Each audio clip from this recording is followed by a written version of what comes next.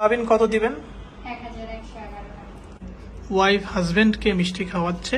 এইমাত্র হচ্ছে শাহিন ভাই এবং হচ্ছে শায়লা আপু একে অপরকে ভালোবেসে বিয়ে করলো। সবচেয়ে বড় ব্যাপার হচ্ছে তারা কিন্তু বিয়ে করার পরে প্রেম করবে সিদ্ধান্ত নিয়েছে। আমরা জানি যে আমাদের সমাজে প্রেমের নামের অষ্টামি চলে, তারা সেটা হয়তো করতে চায় নাই, তারা প্রথমেই বিয়ে করে নিচ্ছে, বিয়ের পরে হচ্ছে প্রেম করবে। এবং আরেকটা গুরুত্বপূর্ণ তথ্য হচ্ছে যে এই শায়লা আপু হচ্ছে কাবিনের টাকা অর্থাৎ দেনমোহর সে নিজ থেকে বলেছে 1111 টাকা, যেটা আমার খুব ভালো লেগেছে। এবং আমি আমার কাবিন কত দিবেন?